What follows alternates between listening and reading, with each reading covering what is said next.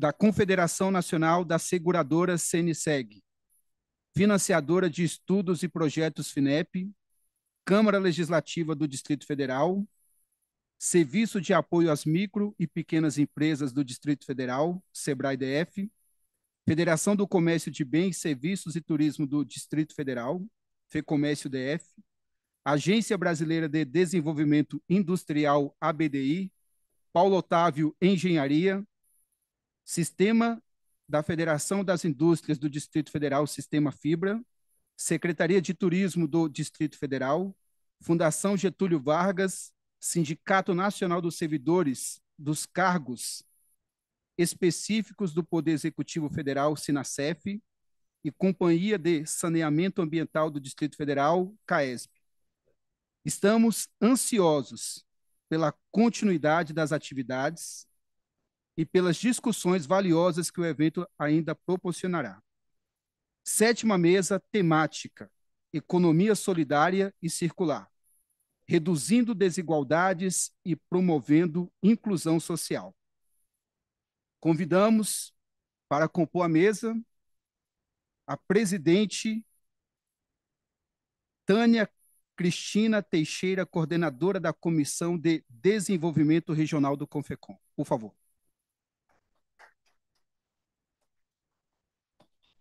Graduada em Ciências Econômicas pela PUC Minas Gerais, mestre em Ciência Política pela UFMG e doutora em Economia Aplicada pela Universidade de Valência. Atualmente é professora adjunta na PUC Minas Gerais e na Universidade de Valência, além de coordenadora do NUTRA, PROEX PUC Minas. Na sequência, chamamos o mediador, Luiz Batista Alves.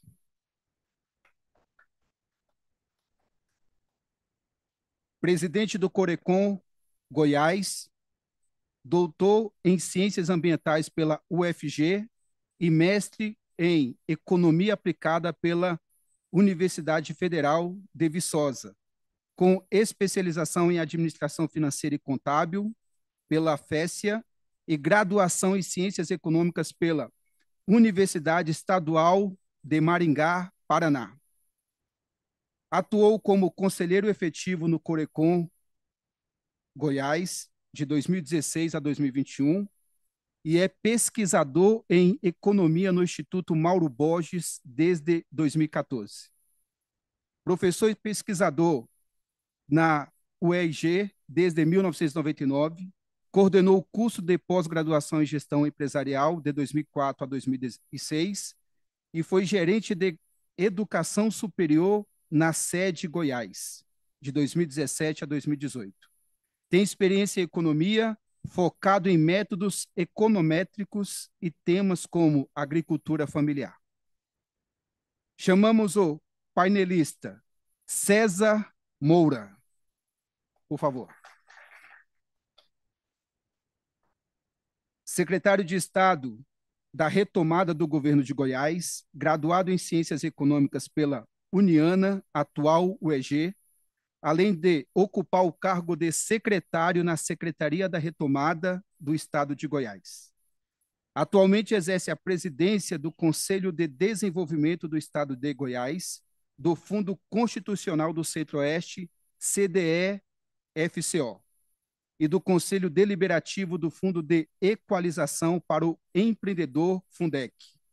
César Moura também faz parte do Conselho Deliberativo Estadual do SEBRAE Goiás.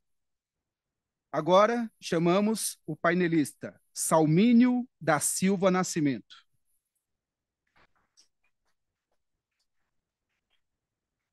Diretor de apoio à inserção no trabalho no MDS, foi presidente do Conselho de Administração do Banco do Nordeste, presidente do Banco do Estado de Sergipe, secretário de Desenvolvimento Econômico de Sergipe e diretor da Sudene. Também atuou como vice-presidente e presidente do Grupo Educacional Tiradentes. Com formação em Economia e Direito, possui mestrado e doutorado em Geografia e pós-doutorado em Ciência da Propriedade intelectual. Além disso, coordena comitês no Banco do Nordeste relacionados a sustentabilidade, riscos e capital. Convidamos nesse momento que tome seus assentos, por favor, e vamos iniciar esta rica discussão, e as perguntas poderão ser feitas de forma online pela leitura do QR Code e por meio online, né? Que você pode usar aí os caminhos do Corecon. Em algumas situações, poderá se utilizar também do microfone no início das perguntas. Por favor, a nossa mediadora.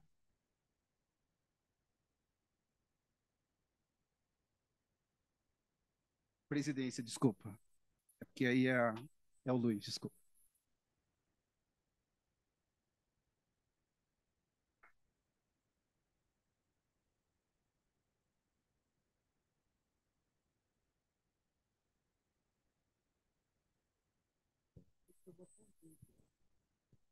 Alô? Alô? Boa tarde a todos e todas.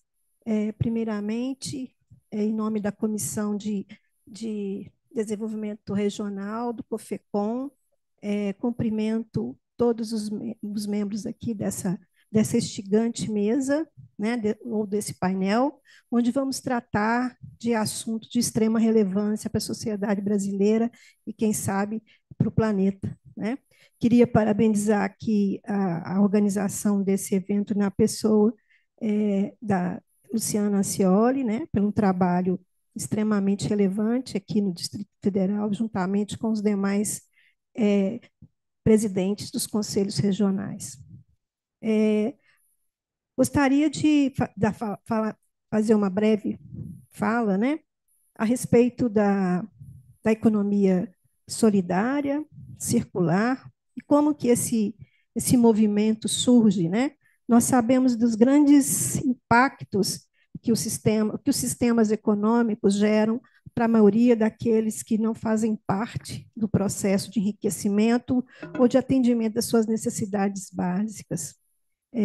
Inclusive, a economia solidária nasce, né, o berço dela está exatamente neste processo. Tivemos grandes figuras importantes, e aqui queria levantar aqui a importância de Paul Singer, quando tratou dessa questão, ainda quando eu era estudante.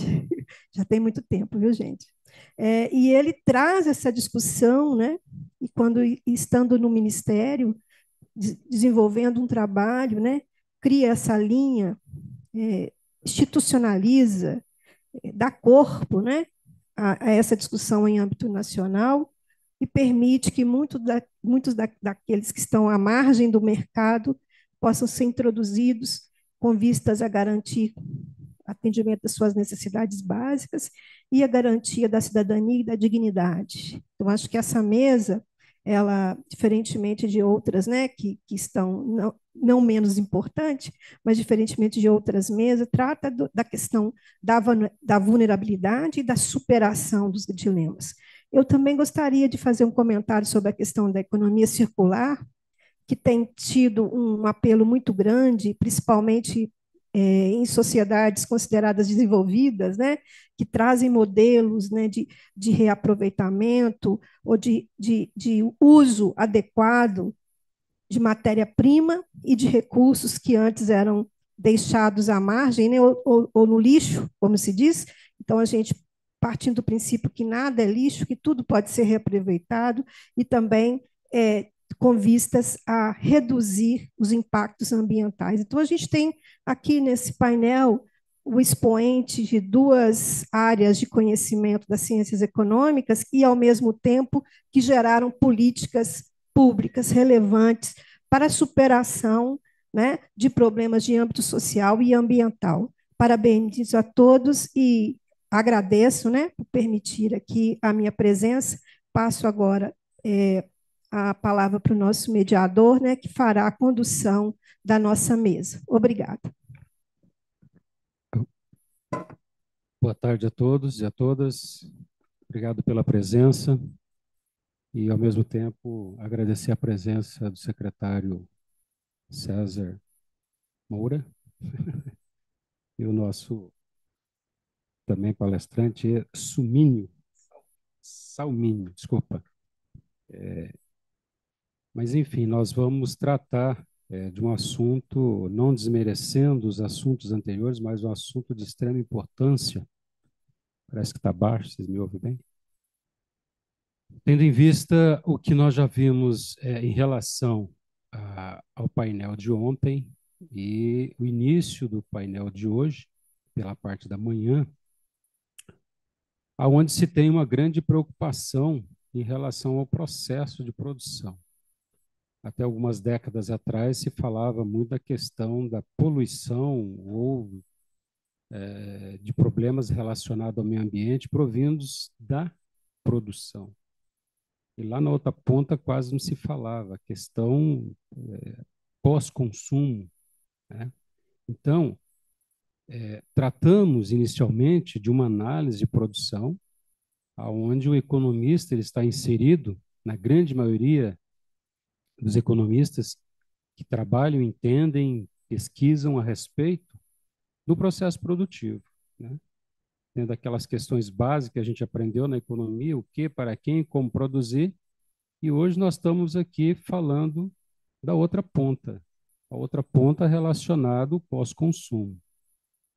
E ninguém melhor, né, para tratar em grande parte desse assunto, que vai dar uma boa fala de experiência que vem sendo utilizado no estado de Goiás, né? Então, e isso faz com que a gente desperte o interesse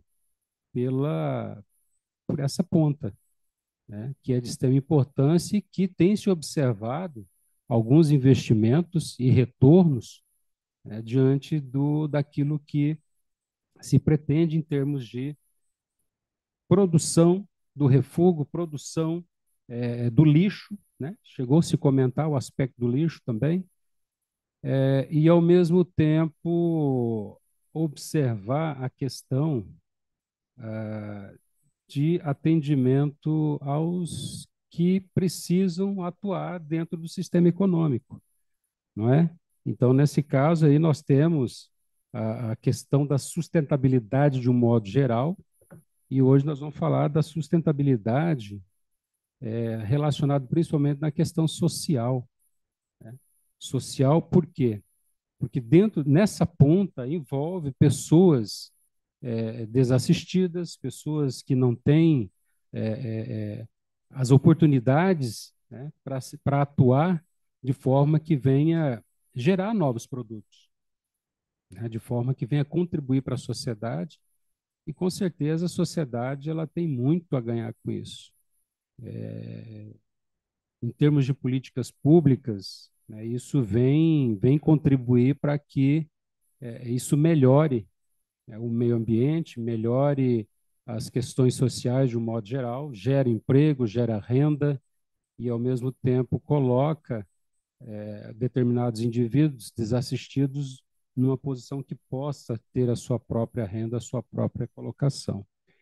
Mas, sem mais delongas, então, passamos a palavra ao secretário César Moura, que vai colocar aqui a sua experiência. Talvez outros estados também tenham trabalhado, vêm trabalhando num processo de forma se não resolver, mas amenizar ou mitigar determinadas situações relacionadas ao meio ambiente, ao mesmo tempo atendendo o lado social.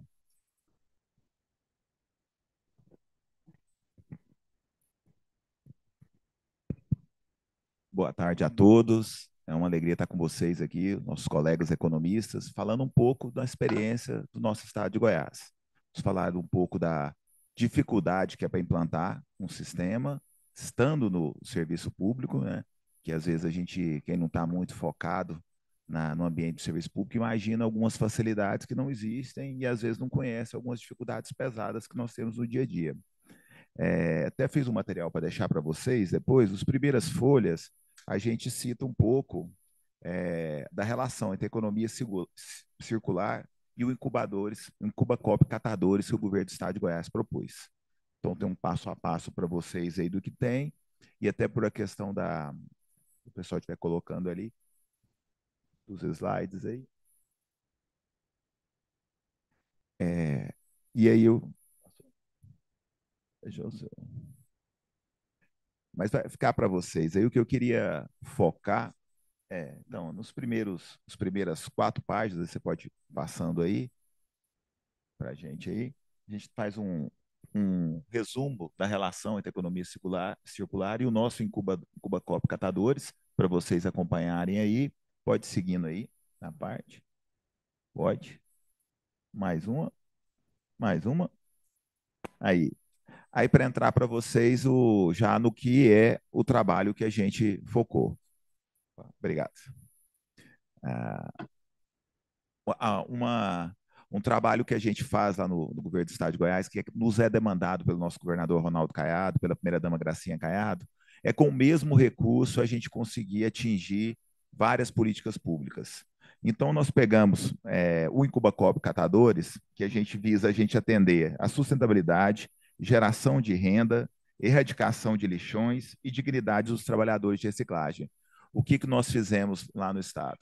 Nós buscamos mobilizar as pessoas que moravam dentro do lixão, são pessoas que, em situação calamitosa, eles viviam a vida inteira. Então, nós entrávamos nesse lixão, mobilizávamos essas pessoas para que elas tivessem a consciência de trabalhar como cooperativas, como cooperados, para poder tratar esse lixo. Para esse lixo ter um valor, a gente fez uma lei, que é a lei da logística reversa. No estado de Goiás é 25%, tem que ser retornado, né, para o setor produtivo. Então, a gente foi com esse trabalho, porque senão a gente teria uma lei muito bonita, que é a da logística reversa, mas não conseguiria os empresários cumprirem. Então, nós começamos essa mobilização. Tínhamos uma lei que era obrigado a encerrar os lixões, terminou ano passado, a maioria dos municípios não conseguiram, mas o estado de Goiás tem esse trabalho para a gente ir. Vou no lixão, faço mobilização. Algumas pessoas não sabem, né? A gente chega em alguns municípios, o lixão tem um dono, né? A gente tem até esse problema policial para poder chegar. Não é fácil só chegar lá e mobilizar. Então, nós chegamos, mobilizamos essas pessoas para elas poderem trabalhar em cooperativa. Fazemos uma parceria com a prefeitura, que ela entra com um galpão, e essas pessoas, a gente sai de lá com a cooperativa delas montada, com esteira, com a prensa, com o carrinho, com todos os equipamentos de EPI e a documentação pronta. Para isso, a gente tem uma ferramenta no estado de Goiás que chama crédito social. No estado de Goiás, quando você quer fazer qualquer tipo de empreendedorismo, pode ser no caso da reciclagem, pode ser de oficina, pode ser na área de beleza, corte e costura, maquiagem, o que você quiser. Se você estiver no Cade Único, você recebe até R$ 5.000, de acordo com a sua profissão, para você comprar o kit inicial ou verter a primeira fornada para você começar a trabalhar. Esse recurso não é reembolsado, é dado. E você só pode comprar no bairro ou na cidade onde você mora, para a gente fortalecer a economia local. Então, a gente pegou esse instrumento do crédito social, que hoje a gente já tem mais de 12 mil pessoas que receberam em Goiás, e moldamos ele para essa opção do Cuba Cob Catadores, para junto, então são 20 pessoas, a gente reúne os R$ 5.000 de cada um e compramos esses equipamentos. Deixamos eles montados e funcionando. Você pode perguntar, tem pessoas que saem, voltam? Sim, que saem. Então, a gente tem uma trava de quem entrou para ele não sair e não desmontar a cooperativa. Então, ele não tem um gatilho para ele sair, vou pegar esse pedaço, essa prensa é minha, eu vou pegar e vou embora. Não pode. Então, a cooperativa fica montada para lá. Então, a gente já teve várias cidades onde a gente já fez esse trabalho para poder mobilizar essas cooperativas. Tem cidades que estão funcionando melhores, tem cidades que já pegaram essa cooperativa que a gente trabalhou lá, elas estão fazendo hoje a reciclagem do lixo da cidade, a coleta seletiva, porque alguns municípios fizeram licitações, ganharam empresas de outros estados que não conseguiram fazer a demanda. Então, foi feito o trabalho com essas cooperativas. Então, a gente cumpriu esse papel de trazer essas pessoas, resgatar elas da vulnerabilidade e trazer para a economia. E um dos pensamentos que a gente fica é assim, o lixo não valia nada, essas pessoas moravam em miséria, em situação muito deplorável. Agora que ele está valendo, agora que vale muito. Se a gente não der a mão, a gente precisa de um pouco de humanidade para poder trazer essa pessoa que viveu nessa situação quando não valia nada. E agora, se a gente não ajudar, vai vir alguém, uma multinacional, alguém de fora, toma conta de tudo e essas pessoas somem a história e do que elas viveram, né? E a gente está conseguindo, não é fácil, tem municípios que não querem fazer a contrapartida, tem município que às vezes tem um acordo com o dono do lixão e a coisa vai ficando complicada. A gente tem a dificuldade de montar a equipe também, que é a questão do Estado. Às vezes a gente chega ao Estado, tem todo mundo que precisa. Não é assim, gente. A gente não tem todo mundo. A gente tem pessoas, por exemplo, a Gabriela Peoples, que assumiu agora a nossa gerência, ela trabalhava com um salário de R$ 2.500 e ia para o interior pesado mobilizar essas pessoas. Hoje ela é nossa gerente lá, por causa da mudança. A gente brincou que a gente perdeu o nosso gerente para Goiás esse momento, e aí ela subiu para o mas ela estava lá. Então, assim, a gente tem que motivar essas pessoas para estarem lá.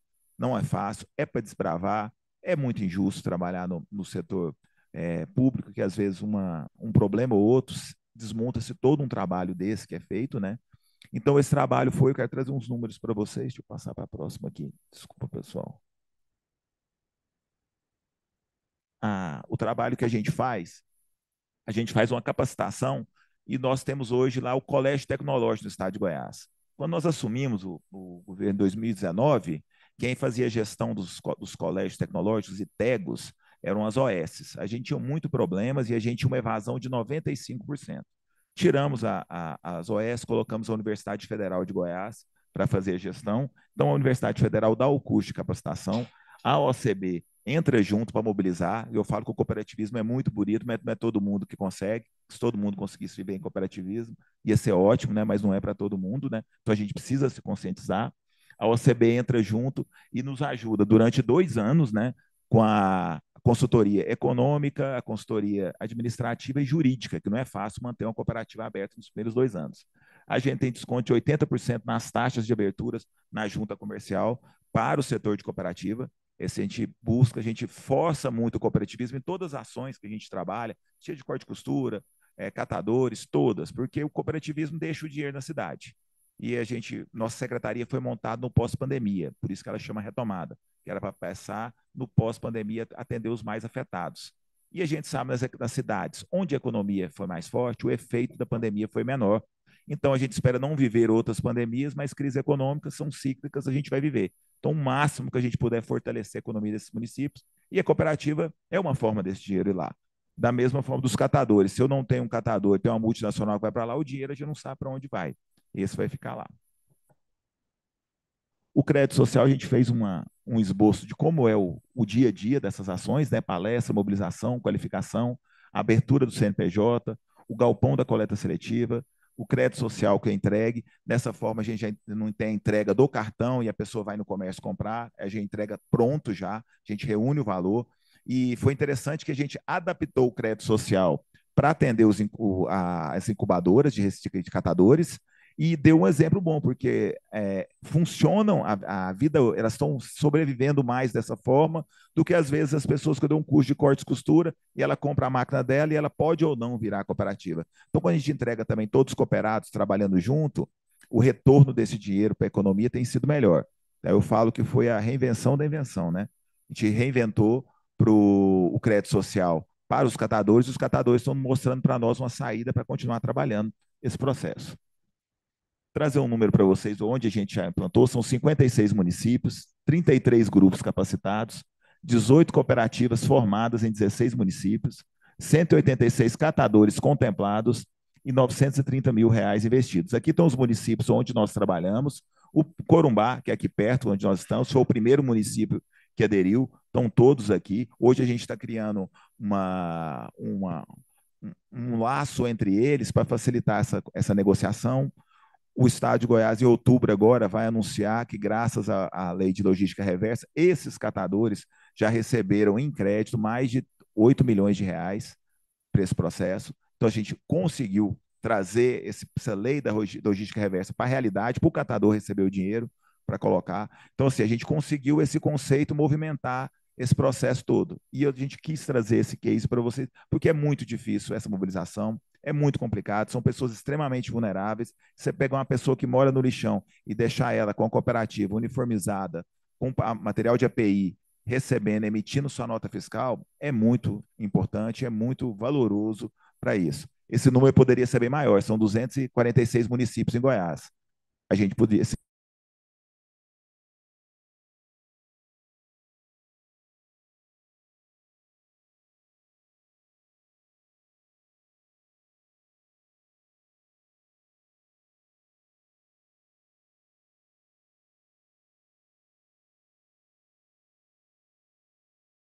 A gente tem a bolsa qualificação lá, porque a gente entende que às vezes o trabalhador deixa de se qualificar porque ele tem que fazer um bico para levar comida para casa dele.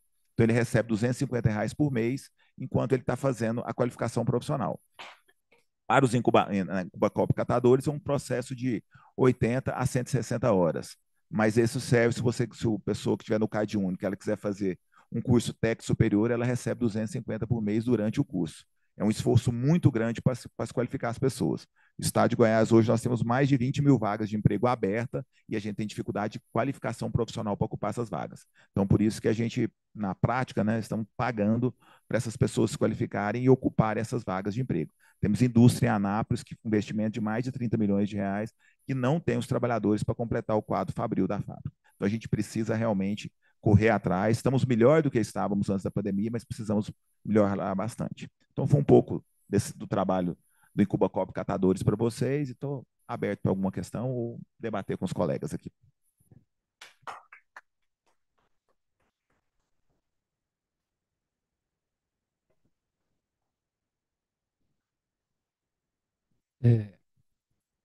Muito boa a sua fala, César. É um exemplo, você falou aí da logística reversa. Teve um tempo que eu participei das reuniões lá com a promotoria, de forma que estava se mexendo ou criando uma legislação justamente para atuar nesse aspecto aí. Bom, depois eu tive outros rumos aí para outra secretaria e eu acabei não sendo mais. Mas sabendo que, com certeza, essa legislação ela ia contribuir muito para isso, né? E associado ao que você colocou, a questão, isso vem a contribuir muito no aspecto do que nós chamamos de economia solidária, né? E o mais importante é a continuidade desse trabalho, independente de atuação ou de governo, né? Eu não peguei muito bem se você falou se é um programa, é um projeto, que de acordo com o que venha a ser, isso acaba permanecendo também para os outros governos, né? É um programa Isso. e o Cubacop Catadores é um convênio com a UCB, Universidade Federal de Goiás, e o governo do estado de Goiás. E assim, é uma política pública, é difícil a gente ver mudando o governo e parar, né? A gente Isso. tem muitos Então, isso desafios é aí. muito importante. Isso é muito importante. Essa continuidade, né? Essa continuidade de forma que isso traz uma maior dignidade para os moradores que estão desassistidos, né? Para os cidadãos que estão desassistidos, de forma dentro desse processo que você colocou, né, por meio do crédito social, né? E o que se espera é justamente trabalhar dos dois lados. A questão, quando eu iniciei, quando eu comecei a falar, a questão do que a gente se observa muito, a gente verifica muito essa questão do lixo, a questão dos resíduos sólidos, do modo geral, que isso tem impactado negativamente na sociedade como um todo, nos municípios principalmente, né?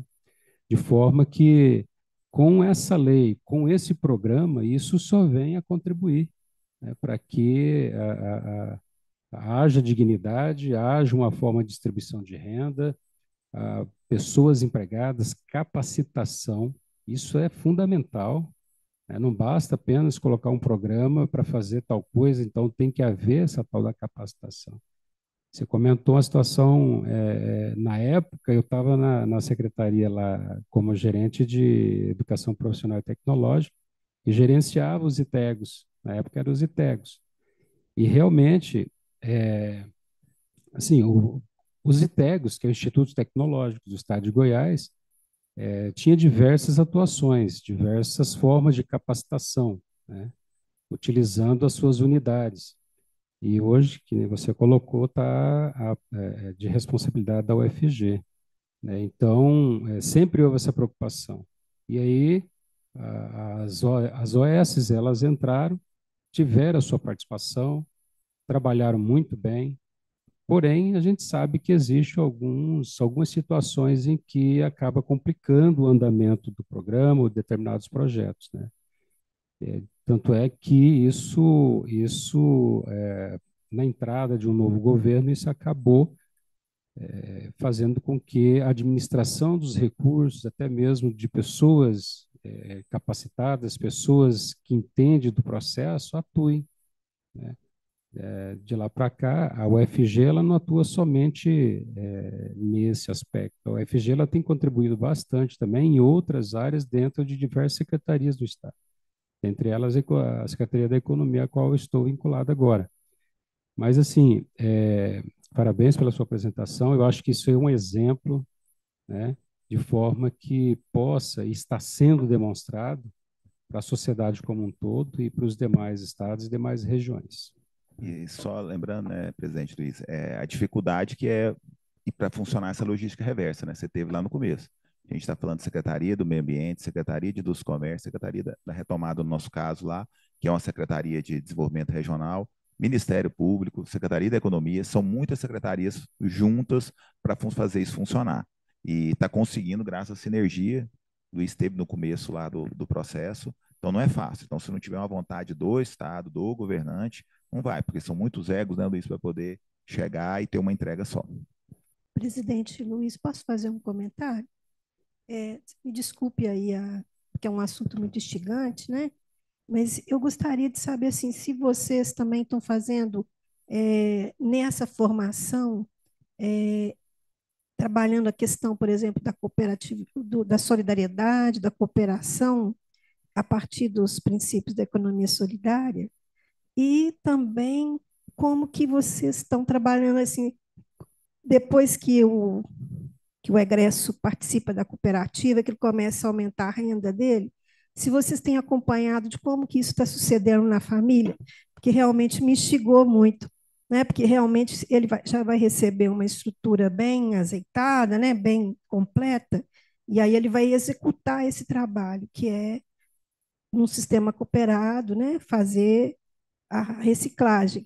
Mas aí, vocês observaram se eles conseguiram manter os filhos na escola, se eles aumentaram o consumo, né, a qualidade alimentar e também a inserção na sociedade? Porque eu acho que isso é um dado importantíssimo, sabe, estimado?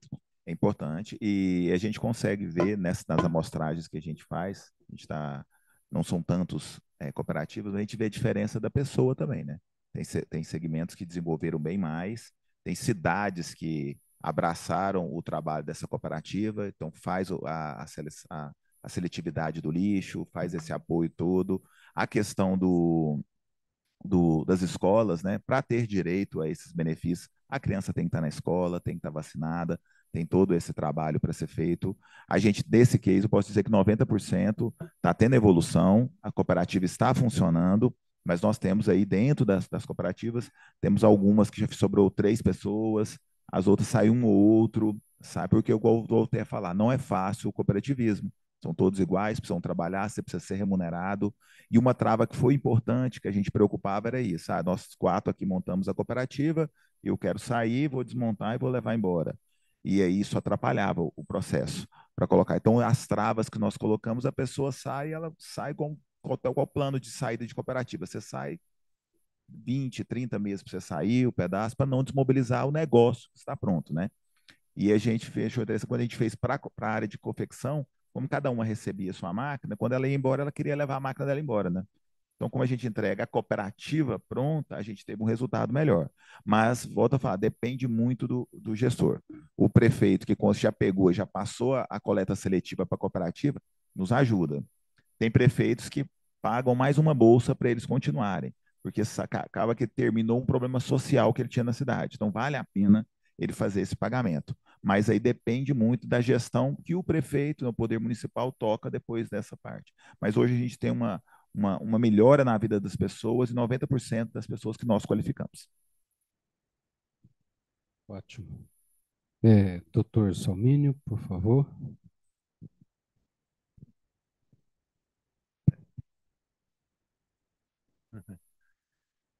Pode colocar a apresentação. Boa tarde a todos. Agradecer o convite do Conselho de Economia do Distrito Federal. Parabenizar o antecessor, o exemplo aí do estado de Goiás, que é o estado que tem o maior PIB aqui no Centro-Oeste. A ideia aqui é a gente dar um panorama das ações do Ministério do Desenvolvimento Social no Centro-Oeste e falar de um programa que foi aprovado ontem no Senado, deve estar sendo sancionado, acho que até amanhã pelo presidente, que vai ajudar um pouco aí na economia circular. Você está com a...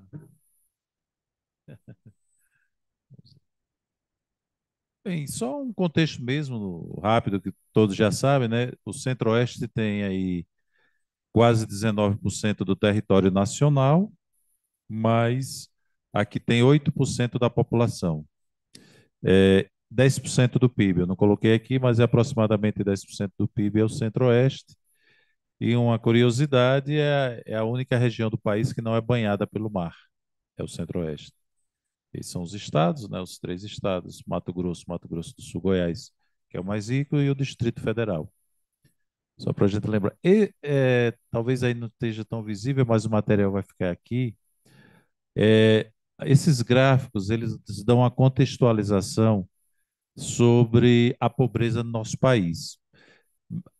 O Centro-Oeste também é a região que tem o maior PIB per capita, mas tem pobreza também, né? E é sobre isso que a gente fala. Inclusive, nesse quadro aqui, à esquerda, é mostrando alguns estados aqui, do, o Distrito Federal, especialmente, e mais uns 2 estados que aumentou o número de pessoas inscritas no cadastro único de forma relevante. E uma curiosidade é que esse pessoal do cadastro único, uma boa parte tem formação superior, está em universidades, muita gente tem ensino médio, então teria facilidade do ponto de vista de capacitação para que a gente pudesse inseri-los ou no mercado de trabalho ou no empreendedorismo. Esses 2 cartogramas, eles dão um panorama do percentual de pessoas que estão inscritas no cadastro único em relação à população. Por exemplo, Goiás ali, quase metade da população está no cadastro único, mesmo sendo o estado mais rico e da região, e mais de 1/4 da população está na extrema pobreza porque recebe Bolsa Família. Então, tem pobreza aqui na região Centro-Oeste. E está consubstanciado aí. Aqui é o que foi transferido da União para os estados aqui do Centro-Oeste. Só de Bolsa Família, esses dados, essa base é setembro porque a gente coletou agora, né? Mas setembro está em andamento, até julho. Quase 6 bilhões e meio só de Bolsa Família foi pago pelo governo federal aqui aos estados. O que recebeu mais foi Goiás. O Goiás foi quase 3 bilhões de Bolsa Família, de janeiro a julho. O BPC é o benefício que você paga para os deficientes e para aqueles que não conseguiram se aposentar, mas que precisam de um complemento. Só no Goiás foi 1 bilhão e 700 milhões, 1 bilhão e 690. 4 bilhões nas unidades federativas do Centro-Oeste, pagamos de BPC, aí está ali 88 milhões de auxílio gás, seguro-desemprego, pouco mais de 2 bilhões e meio, e os benefícios previdenciários, que realmente eles são necessários e fundamentais para a dignidade na fase final da vida, são quase 20 bilhões aí de benefícios previdenciários aqui no Centro-Oeste. Então, quando a gente soma aí quase 33 bilhões, eu segreguei alguns, são diversos outros programas, mas assim, são 33 bilhões de janeiro a julho que o governo desembolsou no Centro-Oeste, o governo federal, no Centro-Oeste, para amenizar, reduzir um pouco a vulnerabilidade. A gente está falando aqui de vulnerabilidade, mas principalmente a primeira coluna, que é o Bolsa Família, e é um pouco que eu vou discutir, nem sempre vai haver disponibilidade de recursos para honrar esses programas sociais. Então, a gente tem que fazer um processo de inclusão socioeconômica. Então, no Ministério do Desenvolvimento, a gente fala desenvolvimento social para não falar o nome grande, Desenvolvimento e Assistência Social, Família e Combate à Fome. São 7 secretarias finalísticas. Eu estou em uma diretoria da Secretaria de Inclusão Socioeconômica, que é a Secretaria de Saída, onde nós fazemos o trabalho de tirar as pessoas que estão aí nesse alvo. Então, o Centro-Oeste tem no cadastro único mais de 7 milhões de pessoas. Do Bolsa Família, são 3.252.000 pessoas. Então, se a gente fizer a proporção de pessoas que estão no cadastro único e recebem Bolsa Família, dá 46%. Só quem tem uma situação melhor do que o Centro-Oeste é o Sul, dá 42,89%. Receber Bolsa Família quer dizer que está na extrema pobreza, tá?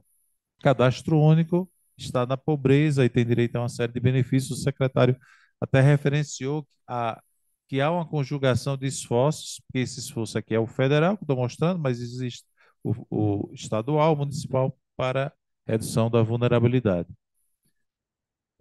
Aqui tem uma tipologia da faixa etária. Tem o que eu já falei com relação à questão também de gênero, grau de instrução, tá? Para caracterizar. Vulnerabilidade social. Uma coisa importante, tem vulnerabilidade? Tem, mas o Centro-Oeste conseguiu reduzir bem a vulnerabilidade social, mais do que as demais regiões do país. Mas existe vulnerabilidade social. O IDH melhorou, mas existe vulnerabilidade social. Aqui são os indicadores que eu mostrei, o de vulnerabilidade social e desenvolvimento humano. E a questão que eu vou trazer, que está no Acredita, é o crédito para pequenos negócios aqui na região. Diferentemente do Norte e do Nordeste, o Centro-Oeste não foi contemplado e foi previsto na Constituição de 88, quando estava elaborando, com um banco regional.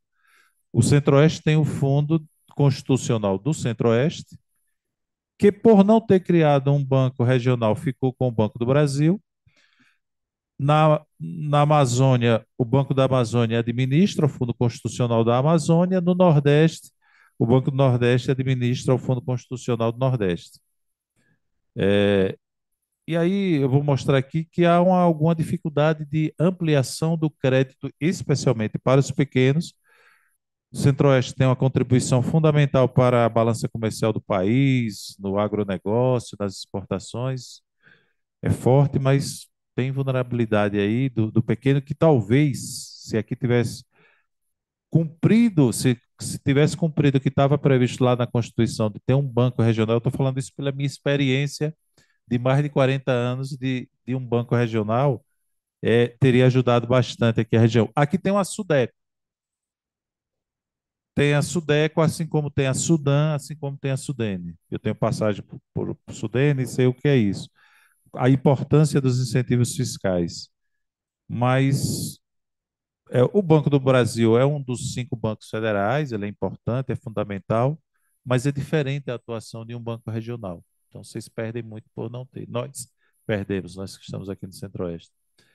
Aí, uma coisa que eu trago aqui é o seguinte: a pobreza, até pela migração, e isso nós percebemos lá no Ministério do Desenvolvimento Social, a pobreza migrou para as periferias, as franjas das cidades.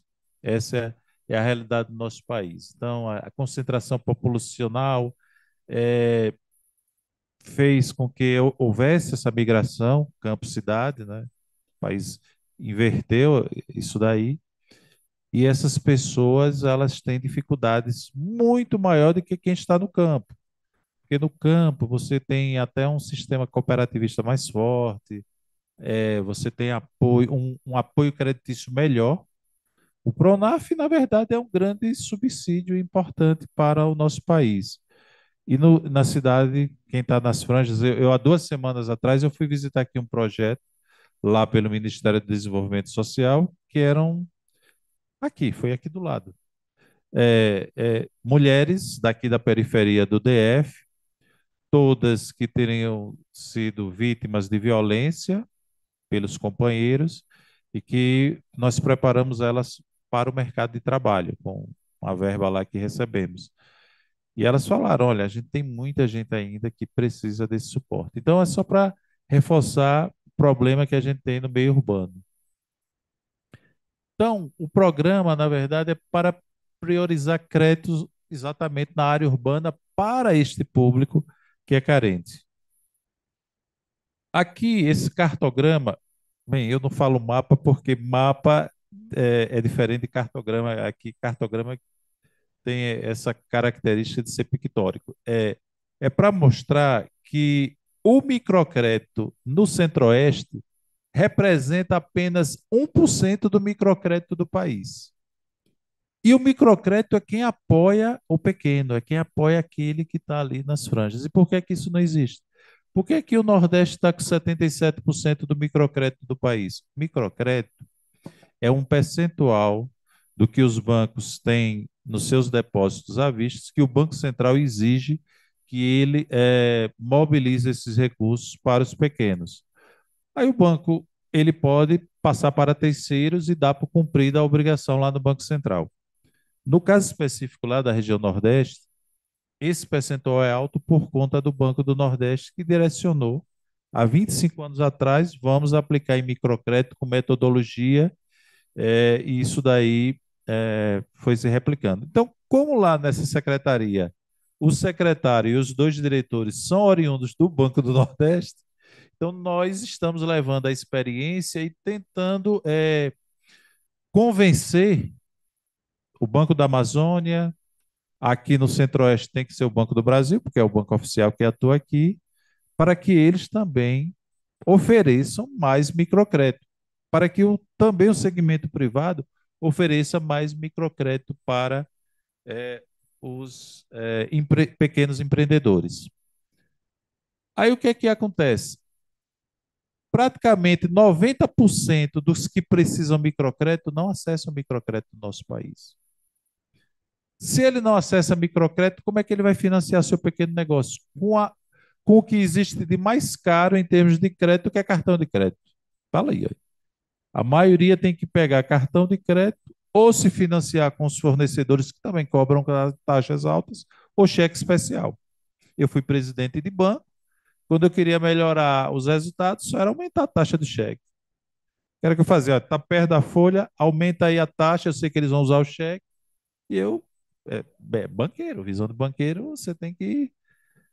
Mas tem a visão social também que a gente atuava, tá? Mas é só para falar a vocês que banco nunca perde dinheiro. Então, assim, diante desse cenário, foi que nós chegamos à seguinte conclusão. Ali naquele cadastro único nosso, o secretário falou o número de vagas que tem lá no estado de Goiás. Sabemos que tem muitas vagas disponíveis. Na segunda-feira, eu estava com o ministro Wellington Dias em Campinas com a Associação Brasileira de Supermercados. Assinamos um convênio. Eles disseram: nós temos aqui 357 mil vagas e não conseguimos preencher. Nos ajudem. Eu falei: nós temos 54 milhões de pessoas que podem estar trabalhando. A gente tem 54,5 que está ali naquele do que a gente pegou naquela faixa, a população economicamente ativa, né? Eu botei só até 65, mas hoje você trabalha com 70, com 80 anos, tranquilo. Mas até 65 dá aquele público ali de 54 milhões e meio. Mas tem gente que não vai querer assinar uma carteira de trabalho, mas quer empreender. Como no projeto que eu fui, que eu comentei, era as mulheres que aprenderam a cozinhar, confeitaria, fazer alguns pratos. Algumas foram empregadas em restaurantes aqui do DF, outras iam cozinhar em casa e empreender. Então, nós entendemos que o microcrédito pode ajudar, tá, a reduzir essa pobreza para esse público. E aí foi que nós bolamos lá o programa Acredita. Isso aí são quase, foi muito tempo de gestação desse programa até o governo lançar, até passar agora por várias emendas e conseguir aprovar. O que é o Acredita no primeiro passo, que é o que eu vou apresentar? Ele é uma articulação para tirar aquelas pessoas da pobreza, para a gente deixar de pagar tanto Bolsa Família. E aí envolve a parte de emprego, que o secretário falou aqui, qualificação profissional e empreendedorismo. Então, são três vertentes. Eu vou incluir pela renda via emprego, pela renda via empreendedorismo e tendo um eixo central da capacitação. O nosso público é o cadastro único, que naquele primeiro gráfico, na base de 2023, nós temos 97 milhões de brasileiros, de um país de 203 milhões, hoje são 94. Tiraram 3 milhões, nós tiramos 1,5 milhão e mais 1,5 milhão era que eles estavam indevidamente lá no cadastro único, que está se limpando, né, fazendo uma retirada. Já que os bancos não querem ofertar microcrédito, porque microcrédito não é interessante, nós criamos um fundo garantidor, que é diferente do FAMP e do SEBRAE, que é diferente do FGI e do BNDES, que ele garante 100% da operação de microcrédito e pode viabilizar uma redução da taxa de juros, porque no agronegócio, produtor de soja, ele pega o fundo constitucional aqui do Centro-Oeste do Banco do Brasil, ele vai pagar 8% ao ano de taxa de juros. Adequado, correto. O microcrédito que um banco oferece, ele vai pagar 3% ao mês. Olha, o grande empresário, que é importante e é relevante para o nosso país, paga 8 ao ano. O pequeno, pobre, que está lá montando seu pequeno negócio, um churrasquinho, um pipoqueiro, vai pagar 3 ao ano. Ou seja, ele não vai mudar o status. O status dele vai permanecer. E esse fundo garantidor ele tem uma lógica. Olha, a gente dá o fundo, agora vocês vão ter que baixar as taxas. Para mim era fácil dialogar com os bancos, né? Por ser de banco, ainda está vinculado. Eu disse, olha, vocês ganham de outra forma, tem outras formas de ganhar. Porque, na verdade, o que é que existe? A lógica dos ganhos, e a gente está aí preocupado, até uma discussão com relação às bets, porque são os pobres que jogam, e são nos pobres que se ganha dinheiro. Então, você está cobrando taxa muito mais elevada dos pobres. Então, a lógica é o que eu falei, o eixo do emprego e o eixo do empreendedorismo pela qualificação profissional.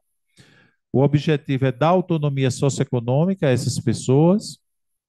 Aqui é como ele se estrutura e vai ter um estruturador de negócio, que é aquele que vai acompanhar, aquele que vai dar apoio e vai ser remunerado lá pelo Ministério. Nós estamos realizando lançamentos em todos os estados do país. Aí a gente citou algumas ações que podem ser realizadas, combinadas aí com a Acredita. Hoje o lançamento que eles estão fazendo na Paraíba, em João Pessoa, em Campina Grande, mas também semana passada teve Rondônia, está se discutindo aqui na região onde vai ser o primeiro, até porque nós não começamos ainda porque o Banco do Brasil não aderiu. A negociação com o Banco do Brasil está difícil. O Banco do Nordeste foi fácil, o vencimento foi rápido, o Banco da Amazônia também. Então, nós sinalizamos para o ministro: olha, o governo federal é o principal acionista. Então, convida eles e, ó, tá aqui por que é que Banco do Nordeste e Banco da Amazônia já fizeram, vocês não fizeram? O Banco do Brasil é um banco muito importante para o nosso país, é relevante, mas precisa ter essa veia, esse viés social. Aqui são algumas sugestões. É, a ideia era essa, dar um panorama do que nós estamos fazendo. A gente tem uma articulação grande aí com o Ministério do Trabalho. Dos empregos que foram gerados no nosso país, 71% foi desse público, do cadastro único, desses 94 milhões de brasileiros, mas ainda é muito desafiante porque é difícil convencer algumas pessoas de deixar de receber um benefício e passar a receber uma renda, e muitas vezes a pessoa só vê o valor que ela está recebendo naquele momento do rendimento líquido, e aí eu coloco para as empresas. Mostra quanto. Eu já fui presidente de uma empresa, e quando o funcionário dizia, olha, eu só recebo 10, eu disse, mas você me custa 20.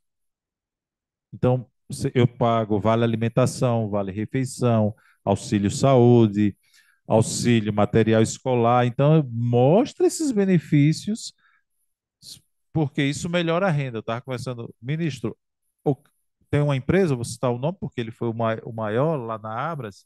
O Carrefour, na nossa parceria, já empregou 21 mil pessoas no decorrer deste ano.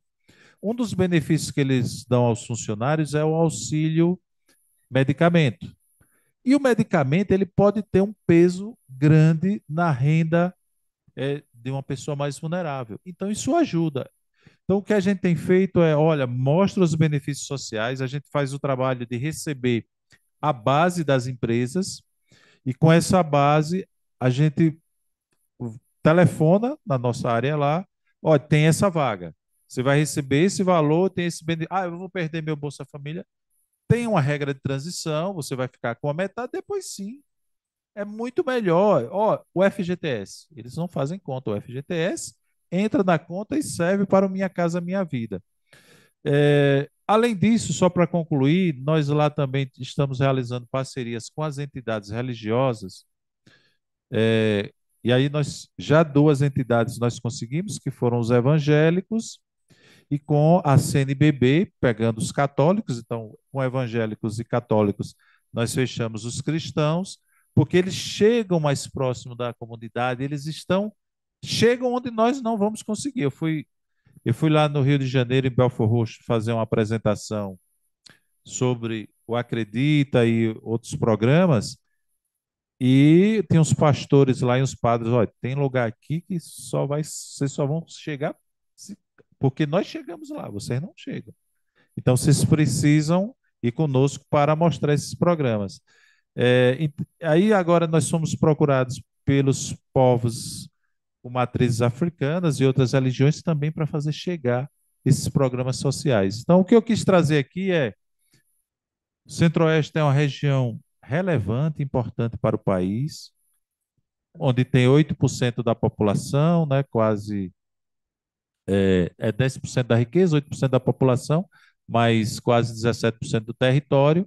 Tem muita vulnerabilidade ainda, o percentual ali é alto, e mesmo comparativamente com as outras regiões, ele só não tem posição melhor do que o Sul é que tem a melhor posição, mas nós temos, por exemplo, um nível de população de rua crescendo absurdamente.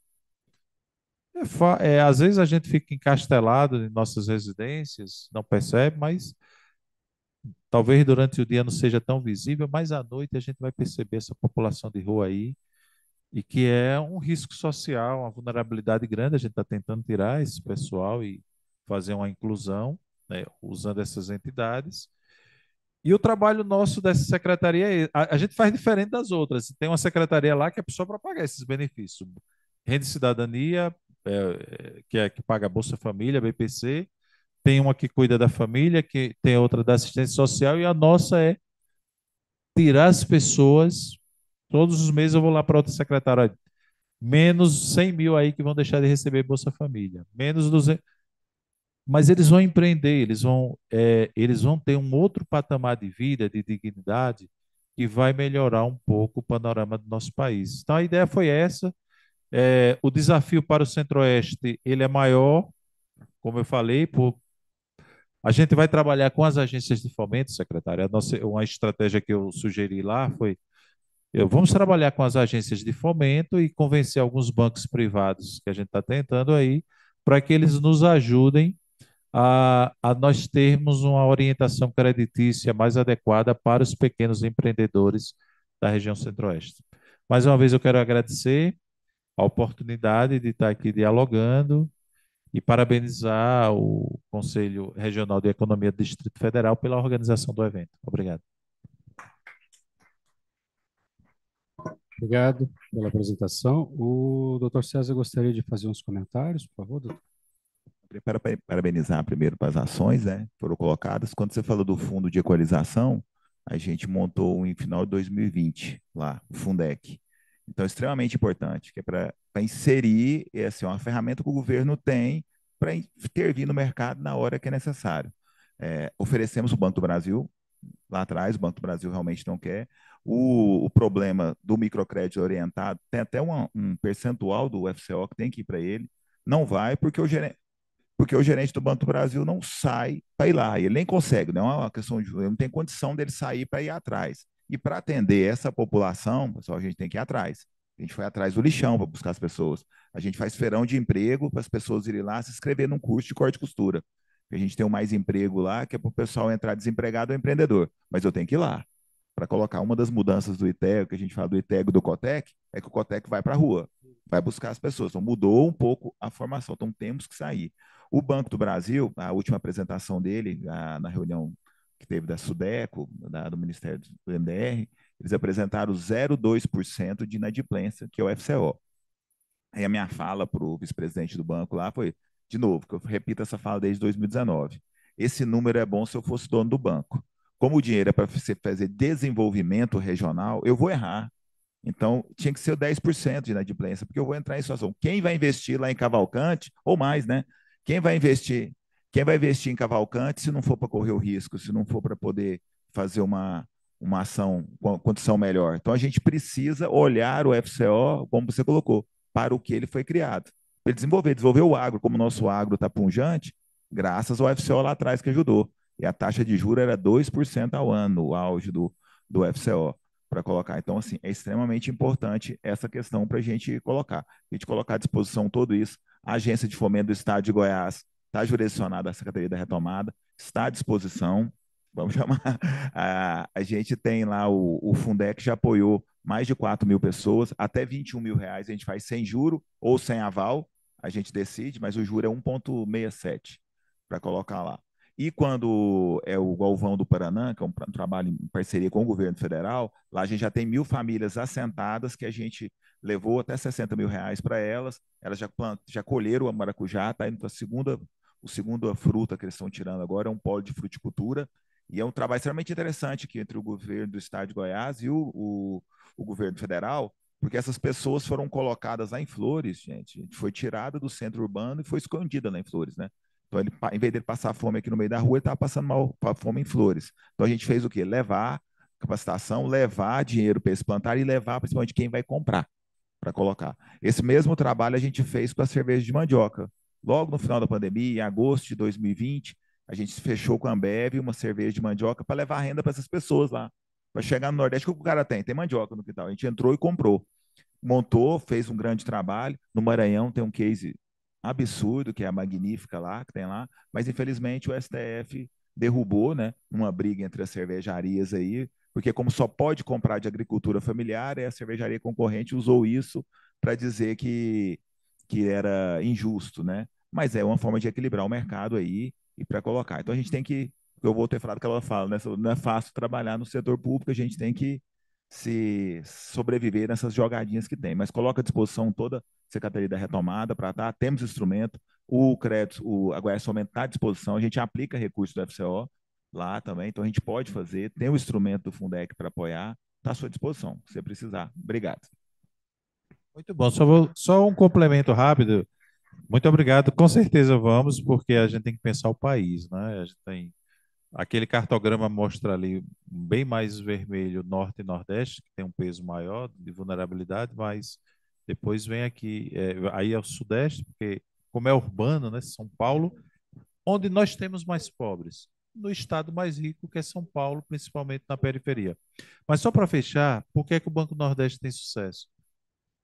A busca ativa foi criada uma estrutura só para a estrutura que o banco tem à parte para cuidar de microcrédito é do mesmo tamanho da estrutura dos funcionários. Então, lá nós somos cerca de 8 mil, tem 8 mil contratados só para fazer operações de microcrédito com êxito, com busca ativa, acompanhamento, e isso tem sido exitoso. As pessoas migram, mudam de patamar. O desafio é grande porque tem questões históricas, tem questões climáticas aí envolvidas também, que aqui agora está sofrendo muito, mas a nossa intenção é replicar isso para que o país atenda. Como eu disse, perderam a oportunidade que estava lá, está lá nas disposições transitórias, criar um banco de desenvolvimento regional para o Centro-Oeste. Não foi criado. E aí isso daí, na minha visão, eu como economista, prejudicou a região.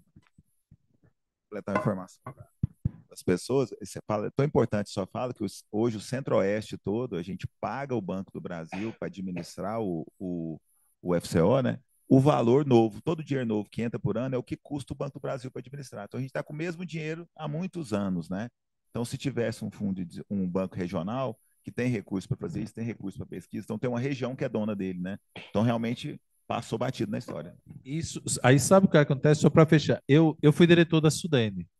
Quando eu estava lá, o governador Garotinho foi lá. Eu quero colocar o Rio de Janeiro, porque o norte de Minas Gerais e o norte do Espírito Santo, eles estão no polígono da Sudene e são beneficiários do fundo e da atuação do Banco Nordeste, porque eles politicamente conseguiram isso. Ele disse, olha, como eu sei que não vai ter aqui no Sudeste, o Minas Gerais e Espírito Santo conseguiram isso e faz diferença para aqueles territórios. Muito bom, muito bom. Doutora Tânia, gostaria de... eu gostaria de, primeiramente, parabenizar, né, pela abordagem aí, pelo painel. Desculpe, viu, gente, mas esse pigarro aqui, decorrente da poluição, está me matando.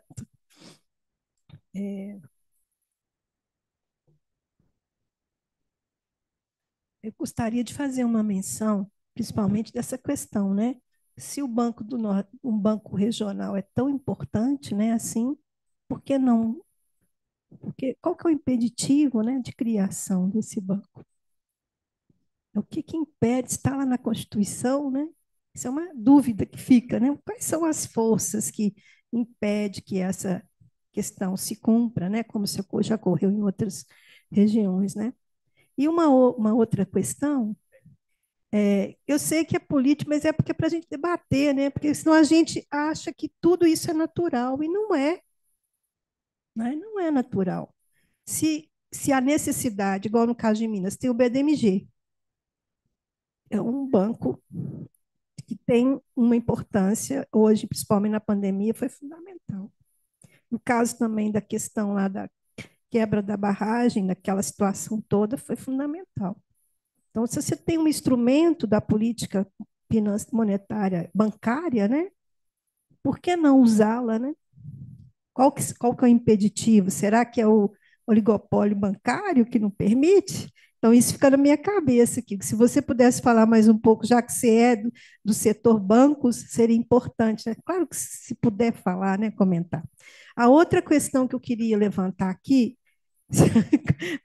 ficou na saia justa, a outra questão que eu queria comentar diz respeito às experiências, inclusive internacionais e nacionais também, com relação à criação dos bancos comunitários e da moeda social. Porque eu acho que esse segmento, existe experiências que são muito exitosas, inclusive no Seminário Nacional das Mulheres, que teve agora recentemente em Belo Horizonte, vários grupos apresentaram essa expertise já, sabe, de criar bancos comunitários e trabalhar com a moeda social para fortalecer o município. Inclusive experiências com catadores também, sabe? Então, assim, é possível que a vinculação, isso é uma dúvida que eu tive, a vinculação desse sistema de crédito que o MDS está gerando, que também construa bancos comunitários ou fomente, ou esse recurso tem que passar exatamente pelo crivo das prefeituras e pelas secretarias, ou há alguma brecha de captação por parte desses bancos comunitários, né, nesse sentido. Ou o caso do Sicob, eu não sei como é a relação, mas o Sicob também cumpre uma função importante para esse segmento, né? Mas ele também é um banco que tem taxas altas como os demais. No caso do banco comunitário, a circulação do recurso se dá por outras vias, né? Gostaria de saber se o MDS tem essa preocupação com essa criação ou o fato de usar o banco que já existe é mais operacional e isso está descartado. Essa é uma dúvida mesmo. Eu gostaria, inclusive, para levar para para os grupos que estão trabalhando nessa linha. Muito obrigada. Eu já respondo logo, porque fica. Vamos lá. A primeira questão, né? A questão do. O Banco da Amazônia, no início, era Banco da Borracha, porque a borracha era forte lá, na época, e ele está aí quase centenário. O Banco do Nordeste foi a questão climática da seca, porque as secas periódicas no semiárido nordestino ela é muito forte. Um tem quase 80, o outro tem 72 anos de criação. Mas é decisão política, é a força política. Quantos estados são aqui? Quantos políticos tem aqui? É a força política que pode definir isso. A necessidade existe. A força política de Minas colocou um território de Minas Gerais dentro do Nordeste. A força política do Espírito Santo colocou metade do Espírito Santo dentro do Nordeste. E o Rio de Janeiro quase faz a mesma coisa. Eles foram lá várias vezes. Rapaz, é complicado, como é que eu vou pular agora o Espírito Santo e chegar no Rio de Janeiro? Vocês vamos pensar outra lógica aqui. É, a Amazônia, além da Sudã, ela tem a Zona Franca, que são outros incentivos. Então, assim, a questão é política, né? O Brasil tem 178 bancos. Desses 178, 5 são públicos federais, Banco do Brasil, Caixa, BNDES, Banco do Nordeste, Banco da Amazônia. 5 são estaduais, um por região. Pará tem um banco estadual, Sergipe tem um banco estadual, o DF tem um banco estadual, o Espírito Santo tem um e o Rio Grande do Sul tem um. Então, isso ajuda. Tem os bancos de desenvolvimento e as agências de fomento que têm uma atuação limitada, mas que acaba ajudando. Mas é diferente. É muito diferente de ter essa estrutura. Então, objetivamente, é a força política que pode definir isso. Com relação aos bancos comunitários, as entidades de crédito, eles também precisam sobreviver. Pode pensar que não cobra, mas cobram taxas que garantem a sobrevivência. Nós estamos negociando com eles também. Vejam, o Ministério do Desenvolvimento Social não é o ministério, eu diria assim, que tem essa orientação, é a Fazenda. E a gente às vezes cria alguns atritos, porque nós somos o núcleo lá, eles olha, ali tem um núcleo com 3 banqueiros e eles ficam ali brigando com Fazenda, com Trabalho, com MDIC. Eu percorro a esplanada toda atrás de convênio. Eu fui no Minas e Energia, eu só quero saber quantas vagas tem para levar as pessoas. Eu fui lá na SESEX. Eu quero que as exportadoras que ganham subsídios empreguem as pessoas. E a gente fez uma coisa, e nós fomos convidados, a Fazenda convidou e disse assim: por que que vocês colocaram aqui uma limitação de juros no fundo garantidor? Ah, o fundo fomos nós que criamos, a gente está impondo a taxa. Aí eles, você está criando confusão, porque a Febraban veio aqui reclamar.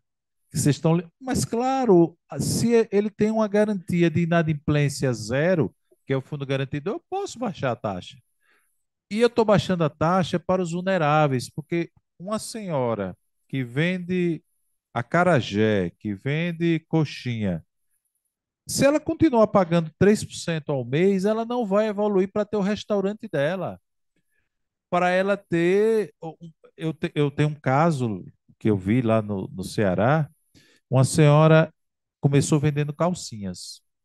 Ela era uma empregada doméstica e estava sofrendo abuso, ela começou a vender calcinhas. E o microcrédito ajudando, ajudando, ajudando.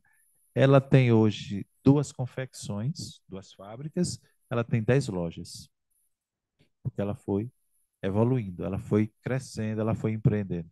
Então, o que a gente tem buscado fazer é isso, é trazer todos os recursos. Nós não somos, nós buscamos viabilizar. O KfW, nós conseguimos captar com o KfW 200 milhões, aí a gente fica brigando com os bancos. Pega aqui esses 200 milhões. Como eu e os outros colegas, nós somos do Banco Nordeste, a gente consegue no Banco Nordeste impor um pouco mais. Até porque eu fui presidente do conselho lá, então acaba que isso ajuda. Quando eu vou na discussão com o Banco do Brasil é mais difícil, é mais complicado, até porque eles são independentes. Eles dizem, olha, eu não preciso disso daqui não. Eu disse, mas o país precisa, o país necessita. Então, o caminho que nós estamos buscando é com esses menores e eu estou numa batalha com os privados. Eu tenho conversado com o Banco Santander, não é a minha área, é outro colega. A minha área é trabalho. Então, minha conversa diária é com as empresas.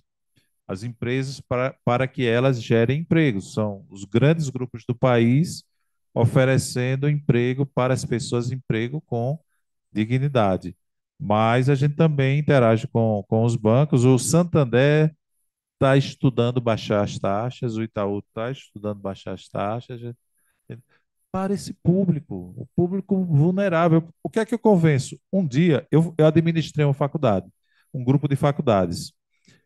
E eu disse ao banco: olha, esses meninos aqui serão os clientes de vocês. Vocês estão financiando agora a faculdade dele, um curso de medicina que é entre 10 e 15 mil. No futuro, ele vai ser dono de uma clínica, vai ser dono de um hospital e vai ser seu cliente. Então, trate ele bem agora, porque você vai ganhar muito dinheiro com ele. Que era assim que eu fazia quando eu administrava um banco. Então, assim, o que eu tenho dito é: trate bem esses pequenos, porque você vai ganhar dinheiro com ele agora e depois, quando ele estiver grande. É esse o desafio que a gente tem tentado. E essas estruturas creditícias de bancos comunitários, das cooperativas de crédito, né, que elas estão se consolidando, a diferença é que eles não pagam os tributos que os bancos pagam. Isso dá uma vantagem competitiva. Eles não pagam os impostos, então isso acaba ajudando. Mas eu vejo como um adicional importante para que a gente possa cumprir essa nossa missão lá. A nossa ideia é o seguinte: se desses 54 milhões eu conseguir pelo menos aí até mais esse restante de governo que tem aí, tirar mais de 30% já é um grande legado que a gente deixa para melhorar aí a situação do nosso país. Ótimo. Antes da gente partir para as perguntas, né? No início foi informado aí da questão de como efetuar as perguntas. Então já vamos bombardeando as perguntas aí daqui a pouco. E eu gostaria só de finalizar antes de iniciar as questões, é que a gente está observando essa sinergia, né? A união com um estado do Centro-Oeste e demais estados aqui presentes que observam essas experiências, né? E aí, o senhor tocou na questão da, não exatamente usou essa expressão, mas basicamente foi a questão do êxodo rural, né? Que lá em meados da década de 60, nós tivemos aí o Credo Rural, e grande parte dos pequenos produtores, eles não tinham acesso a esse crédito por vários motivos, dentre eles garantias, conhecimento, enfim. E meados de, se eu estiver errado, se me corrija, 96, foi implementado o PRONAF, né? Começou como PLANAF e depois PRONAF, que é o Programa Nacional de Fortalecimento da Agricultura Familiar.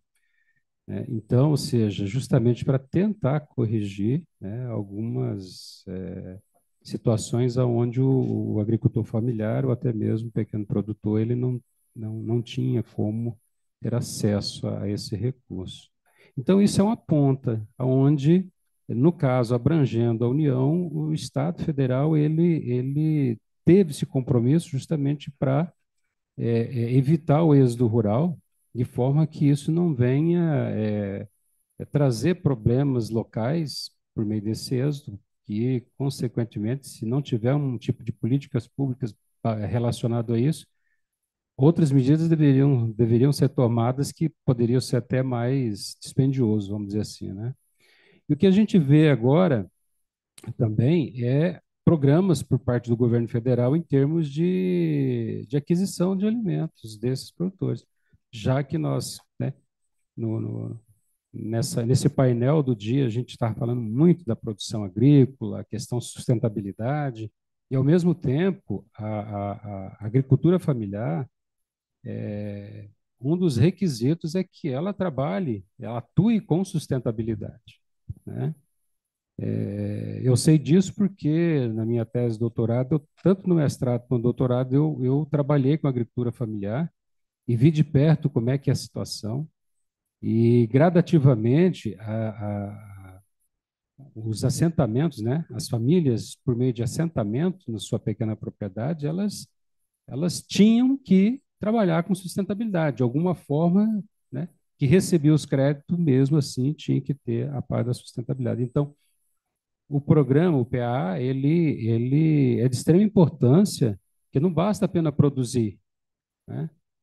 A questão é para onde vai, como vai esses produtos, né? E pelo programa isso acaba contribuindo também, fazendo com que mantenha o homem no campo e, ao mesmo tempo, mantenha a dignidade, geração de renda, de emprego e tudo mais, né? Então, para finalizar, eu quero parabenizar aqui a apresentação dos senhores, que o termo vulnerabilidade foi muito utilizado aqui, e a gente vê que é uma preocupação muito grande, não somente a nível de União, mas Estado e região. E como nós estamos discutindo assuntos relacionados ao Centro-Oeste, então a gente tem aí o dever de dar continuidade nesse processo, né? Esse tipo de evento é muito importante justamente para gerar esse debate, conhecer um lado, conhecer o outro lado e colocar suas experiências, suas práticas, né? De forma que isso possa contribuir para o crescimento e desenvolvimento de um modo geral. Muito obrigado mais uma vez. Dando sequência aqui, podemos abrir para as perguntas? Sim, sim, podemos. Muito bom. Então, ouviremos agora a pergunta do Guide, que é economista do Corecon DF. Opa, vamos lá, então, gente. Boa tarde para os debatedores da mesa, o auditório. Então, o que eu trago aqui, mais do que perguntas, é uma problematização que envolve tanto a cadeia aí da reciclagem, que o César tratou, a colega da economia solidária e microcrédito. Uma delas é a questão da escolaridade. O Brasil hoje tem 66 milhões de adultos maiores de 25 anos que não têm o ensino médio. E aproximadamente 42 milhões que não têm o ensino fundamental.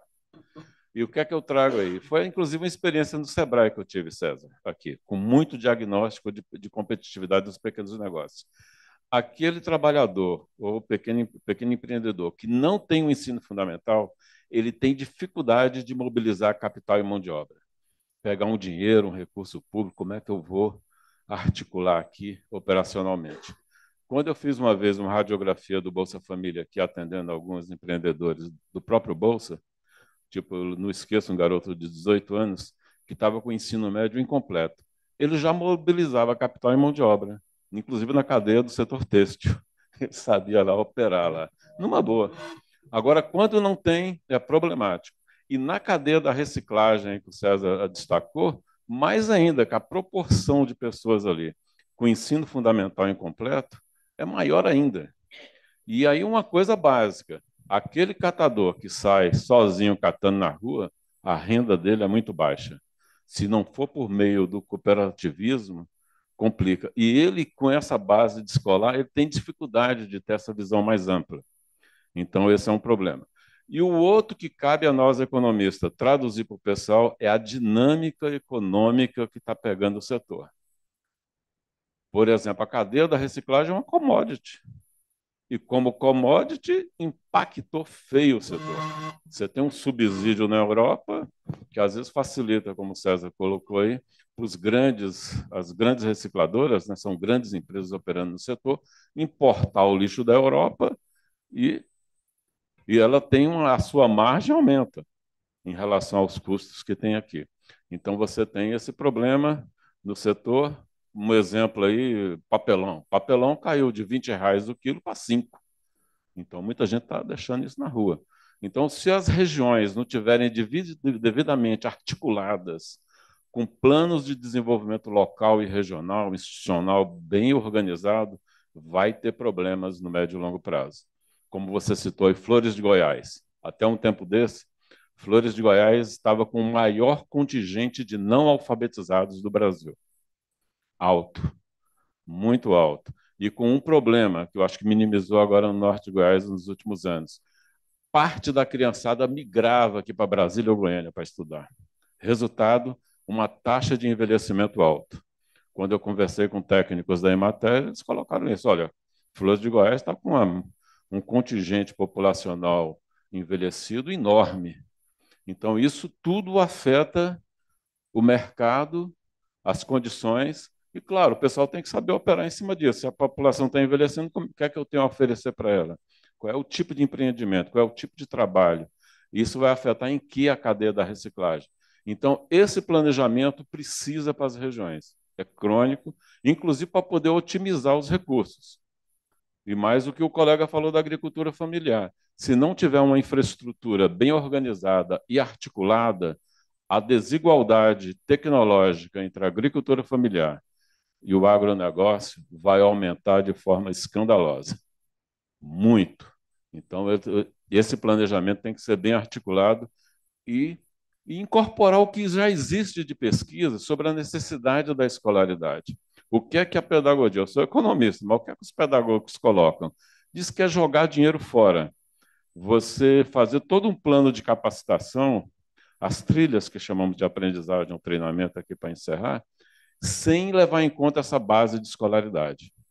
Sem levar isso em conta. E aí, é claro, como também o César falou, de integração, colega aí da secretaria, o MEC agora está com uma mobilização em torno da educação de jovens adultos, onde paga para o cara estudar. Então, tem que aproveitar um pouco. Só passar em relação à escolaridade, o curso que foi desenvolvido para os catadores leva em conta o grau de escolaridade deles e a dificuldade. E o Sebrae está entrando conosco agora para poder ajudar nessa capacidade de gestão. Ontem a gente teve uma entrega de R$ 700 mil para mulheres que fizeram, a gente fez um Goiás Social Mulher, né? E essas mulheres fizeram o curso, ganharam o recurso do crédito social. E lá tinha uma mulher, Bianca, lá de Senador Canedo, que um ano atrás ela fez o curso de corte e costura, 80 horas, depois fez mais um de 80 e foi para o Sebrae continuar as trilhas, né? E ela montou a lojinha dela. E com o Sebrae nós estamos agora, vamos estrear semana que vem um curso moldado para essas pessoas também, para dar esse pulo, porque senão para. Hoje o crédito social a gente tem 90% com os pessoas que fizeram o curso, com os equipamentos como primeira ou segunda fonte de renda, então 10% que desvirtuaram o programa para outra questão, né?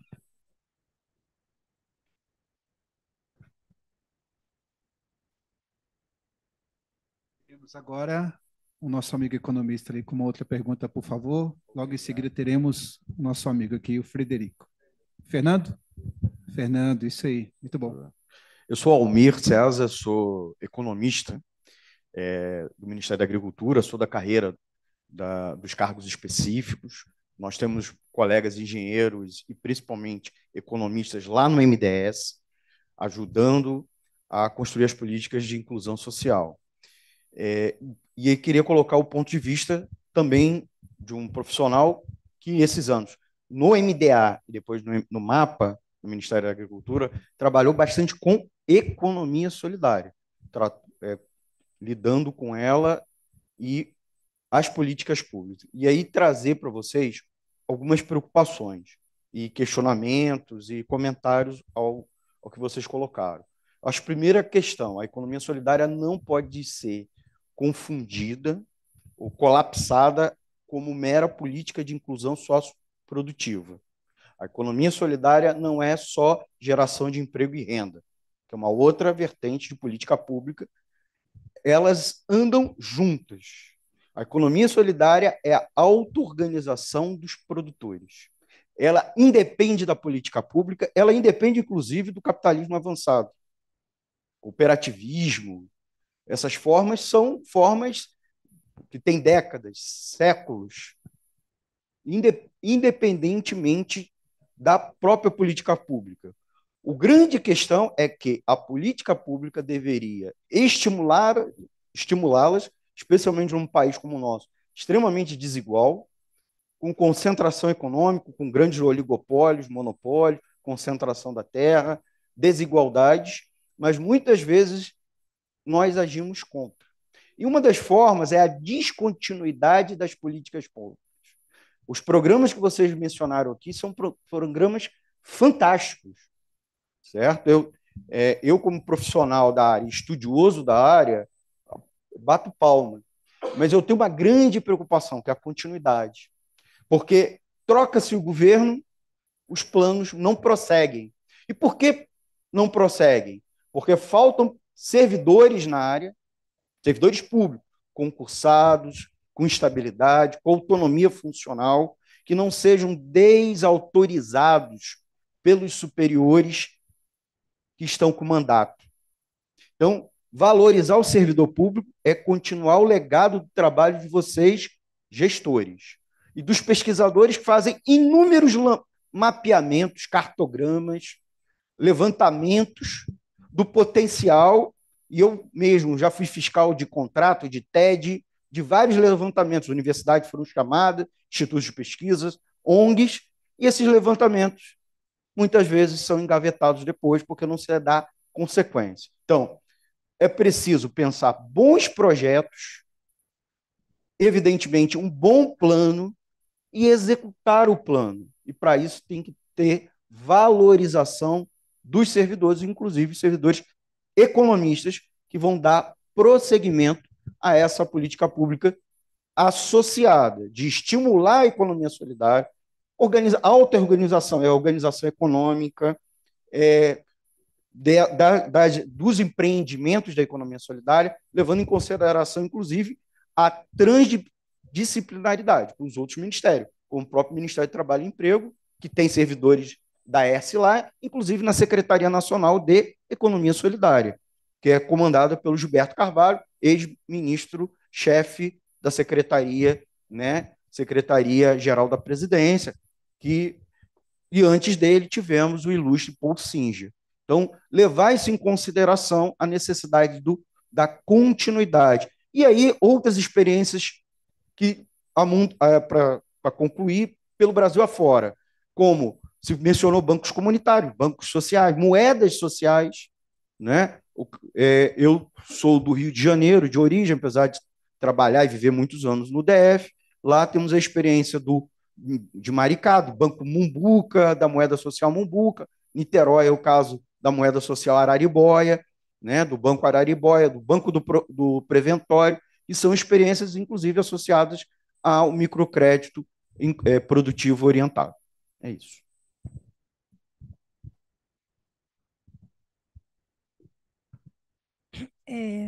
Vou fazer um comentário, porque eu realmente mencionei isso na minha fala, né? A respeito da questão da economia solidária e da força que ela sempre teve, né? E da necessidade da auto-organização e autogestão, que difere muitas das vezes da perspectiva da própria política pública, que tem canais e instrumentos, né? Às vezes até divergentes, né? Agora, eu acho importante a gente entender, né, depois da criação, né, da Secretaria de Economia Solidária e do papel importante que o Paul Singer exerceu e exerce, né, sobre essa iniciativa, né, que, de fato, está muito associada com a mobilização social. Né? E, então, a mobilização social desses grupos vulneráveis e de uma forma de organização também que não necessariamente passa pelos canais formais, seja educativo ou mesmo da assistência, né? Assistência técnica, mas, sem dúvida, a gente sabe da importância de você ter políticas, por exemplo, de crédito e financiamento direcionados, porque é muito difícil quem trabalha com a economia solidária, e eu faço isso há mais de 20 anos, é você realmente ver a emancipação e autonomia desse cidadão ou dessa cidadã que sai da extrema pobreza e consegue realmente terem uma renda de 2,5 salários mínimos. Né? A gente sabe dessa dificuldade, por isso que eu perguntei, né, se havia alguma iniciativa a respeito dos bancos comunitários. Agora, a gente tem exemplos de bancos como o do Yunis, né? Que são bancos que foram criados a partir de uma necessidade de um grupo e com um investimento também, porque banco sem investimento, né? Ele morre, né? Não tem como, não tem capital de giro, não tem como manter a estrutura no sistema monetário, bancário, né?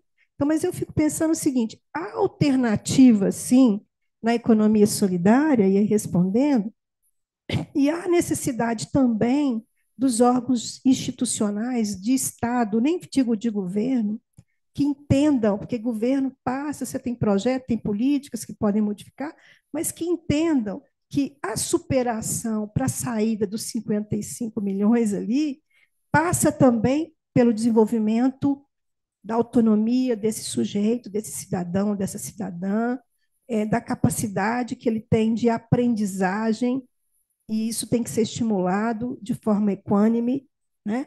E aí eu sou educadora, sou professora universitária, né, como muitos que estão aqui, a gente sabe das dificuldades que é a população de baixa renda conseguir fazer um curso superior, inclusive de concluir o segundo grau.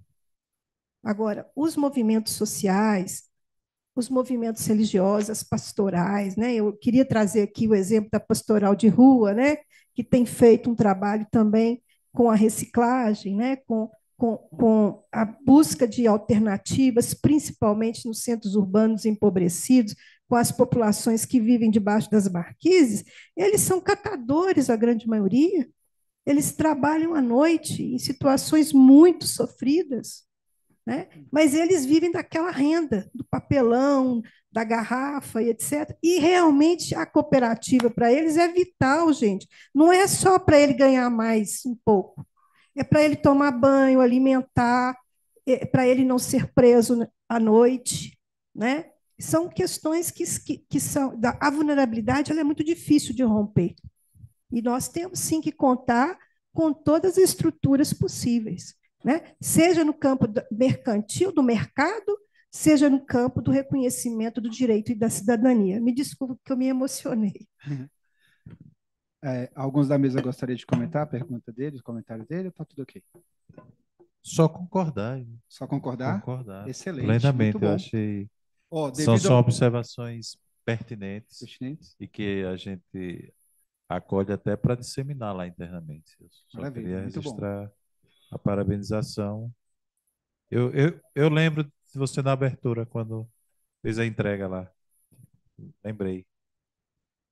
Mas parabéns. E também agradecer as sinalizações e observações, são subsídios importantes que nos auxiliam lá no trabalho e no desafio que temos. Muito bom.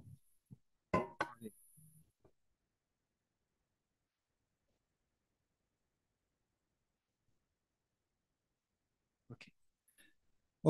Devido ao avanço desse painel, nós vamos encaixar mais 2 perguntas ou comentários e caminhamos aí para finalizar, tá bom? Aproveita que estamos com o amigo. Você vai fazer a pergunta? O amigo está do lado? Já aproveita que ele está aí a gente finaliza aqui com o senhor Fernando. Ela vai fazer também? Ok, por favor. Desculpa. São 3, então? São eles 2, você está passando para ela, então tá bom. Seu Fernando, então, em seguida. É? Bom, primeiramente eu queria parabenizar vocês. Eu achei que foi muito clara a exposição que vocês fizeram, foi uma exposição muito enriquecedora.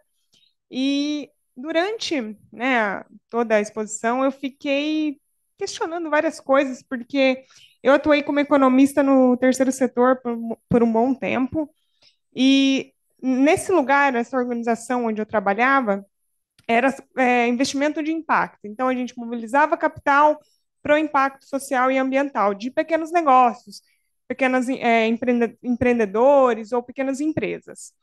Então, eu lidei de frente com essa população mais vulnerável, com esses empreendedores que começavam um negócio e muitas vezes, em pouco tempo, faliam porque se endividavam.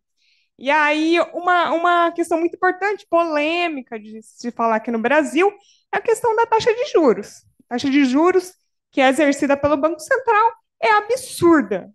Então, assim, como eu lidei com eles e eu vi de frente o que essa população mais vulnerável passa, eu acredito que no Brasil virou um certo tabu falar da taxa de juros, quando a gente precisa ter política monetária e fiscal caminhando juntos, e não de forma separada com o Banco Central independente, como é feito aqui no Brasil. Então, eu acho que na própria mídia a gente vê muitos presidentes de bancos sendo colocados para falar sobre a taxa de juros, quando esse assunto devia ser tratado dentro da academia. Então, eu queria até perguntar, porque eu fiquei curiosa para saber como é esse fundo que o governo criou, tendo também essa dificuldade também de dialogar com os bancos, né, com o microcrédito. Eu queria entender melhor também como funciona esse fundo, se é algo novo, se foi há pouco tempo, né, estabelecido. Acho que é isso. Vou procurar ser bem objetivo. Obrigado pela pergunta. Esse fundo garantidor, nós estamos recebendo um aporte da Fazenda, inicialmente 1 bilhão. Nós estamos captando internacionalmente o KfW, que é um banco alemão, ele vai repassar 200 milhões de euros para ajudar lá no fundo. Ele é um fundo garantidor que tem funcionalidade como os outros fundos garantidores. Pegar uma operação de microcrédito é, média, alta, de 20. Vamos imaginar que um pequeno empreendedor vai em um banco e pega uma operação de microcrédito de 20 mil reais. Ele teria que oferecer um aval, uma fiança. No patamar desse, o banco não vai pedir garantia real, porque não tem lógica. Não é fácil se conseguir aval ou fiança, é algo que é um pouco complexo. O fundo garantidor ele vai cobrir a operação 100%. Geralmente os fundos garantidores não cobrem 100%, aí se cobre. Ele tem um stop loss, que é um limite quando o nível de inadimplência geral das operações chegar a 20%, que para chegar a 20% é porque você também não emprestou bem. Aí é que ele dá uma parada, porque ele tem um poder multiplicador de 15, geralmente é assim. Se eu tenho 1 bilhão, eu vou conseguir mais 15 bilhões alavancar em termos de operações de crédito. O banco que aderir, ele é administrado, porque o FGO ele tem que ser administrado pelo Banco do Brasil enquanto administração, até porque já existe um outro, isso é diferente. Então, o banco que aderir, ele vai ter essa garantia e ele vai usar o seu funding próprio. O que é que a gente negociou? O funding do BNB, Banco do Nordeste, do BASA, Banco da Amazônia, dos fundos constitucionais, que já tem uma previsão pelo Ministério de Desenvolvimento Regional de separar uma parte para microcrédito. Só nesse daqui, vocês utilizam o fundo garantidor e incluam recursos próprios. E nós estamos sugerindo que eles peguem uma parte do que a gente está conseguindo viabilizar via KfW e a agência francesa, a FD, e vocês repassam esses do KfW e da FD para as agências de fomento de suas regiões, para que eles operacionalizem. E aí o que é que a gente vai fazer? Negociar com os estados a equalização da taxa, porque aí eles conseguem equalizar. Porque é o seguinte, a composição de taxa de juros, ela é complexa, porque você tem que colocar lá no cômputo não só o seu resultado, mas os tributos que você paga e a perda. Quanto maior a perspectiva de perda, maior a taxa. A taxa é alta porque a perda é alta, é isso. E o custo do dinheiro é caro porque quem deposita do banco, porque quem tem dinheiro empresta a banco e o banco empresta a um terceiro, é assim. Eu administrei um banco que era só captação de terceiros. Os bancos públicos recebem fundos constitucionais, além do fundo constitucional, tem o Fundo de Desenvolvimento da Região, que é um adicional, que as superintendências de desenvolvimento, as três, elas administram e repassam. Então, esse fundo é um fundo de garantia, é um fundo de garantia diferente do FAMP, que é o fundo do Sebrae, que cobre. Porque o do Sebrae, o que é que acontece? Cobre 80% e o tomador ele tem que pagar a taxa do fundo. Então, acaba essa taxa embutindo do custo efetivo total, a operação fica mais cara. Esse FGO, o custo é do Ministério, está lá no nosso custo. O estruturador do negócio, aquele que vai, porque vai ter oportunidade para os economistas nos estruturadores de negócios. Então, nós vamos cadastrar vários estruturadores, eles vão receber 5% do valor da operação, é pouco, mas se você fizer vários, já ajuda. Ele vai receber 5% do próprio Ministério para estruturar a operação, levar a operação até o banco e acompanhar o desembolso e o negócio. Uma parte desses recursos que nós vamos pagar aos estruturadores é de doação que nós conseguimos captar. Quando nós apresentamos o programa, o KfW, até porque viabilizamos o repasse de recursos, nos doou um valor, um montante bom, em euros, que vai, além de orçamento próprio, que foi definido um orçamento de 26 milhões, mais a doação que nós recebemos. Esse é um valor inicial que nós temos para pagar os estruturadores de negócios que vão fazer essas operações de microcrédito pelo país. Então, é assim que vai funcionar esse fundo. Por isso que o ministro lá do MDS, ele foi, e foi uma discussão que não foi fácil, porque quando ele chegou, olha, eu quero definir a taxa de juros. Não pode, não dá, quem somos nós para definir taxa de juros? Não, mas eu quero porque tem um fundo garantidor. Aí ele, medida, portaria, definiu. A Fazenda de imediato convidou. Por que vocês fizeram isso? Ah, porque o fundo é nosso. Os bancos não querem aderir. Então, se eles não querem aderir, a gente vai atrás de quem queira. Porque assim, é meio que uma forçar. Você tem taxas de juros diversas, é porque a gente não vai. Se você entrar no site do Banco Central, você vai ver taxa de a mais barata, a dos fundos constitucionais, até taxa de 3.000% ao ano. Tem lá. Só entrar no site do Banco Central que você vê. Até porque o Código de Defesa do Consumidor existe, né? É uma exigência. Mas assim, é livre. Quando você pega um cartão de crédito, você sabe, está lá dizendo quanto é. Então você. E aí, um problema, alguém falou aqui na questão da educação, mesmo quem tem educação, não tem educação financeira, que é um problema sério que nós temos. Tem gente que ganha bem, mas não. Eu conheço pessoas que têm renda acima de 100 mil reais que vivem endividada porque não sabe administrar os recursos, não tem capacidade. Então, só objetivamente, é assim que funciona, mas lá no site a gente vai deixar tudo estruturado. Nós estamos finalizando um projeto onde os economistas vão poder ir lá, se cadastrar e dizer, olha, eu quero ajudar aí na estruturação de negócios.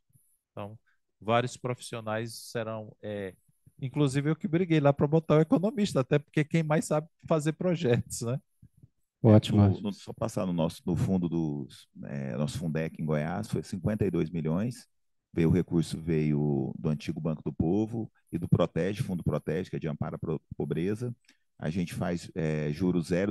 Logo pós-pandemia foi juros zero, 50 milhões de empréstimo, depois 30 milhões, fizemos essa escala. Agora a gente mudou, ou você escolhe ou o juro zero ou o aval, um ou outro para fazer. E as prefeituras que querem aderir junto, tudo pela agência de fomento, né? A prefeitura, ela coloca 500 mil reais, que ela paga o juro, e a gente dá um aval para as operações. Mas a gente conseguiu na agência de fomento, porque essa negociação com os bancos, como eu disse, é muito complicada. Ótimos esclarecimentos aí. E, infelizmente, o nosso tempo mais que se esgotou. Então, depois vocês, quem mais estiver interessado aí, nós vamos ter o contato dos painelistas aqui, de forma que possa sanar qualquer tipo de dúvida. Mais uma vez, mais obrigado pela presença. Obrigado, Excelente apresentação dos senhores. Muito obrigado, viu? Muito bom. Agradecemos por esse painel e convidamos a presidente da mesa, Tânia Cristina, para entregar os certificados de participação ao moderador Luiz Batista Alves e aos painelistas.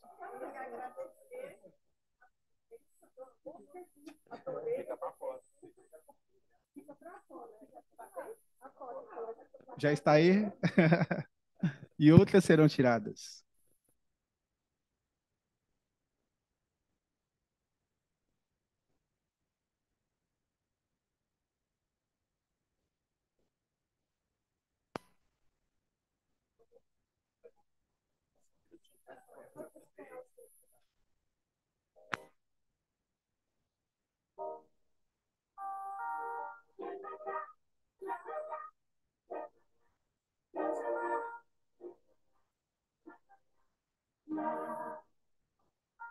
Let me go for one day.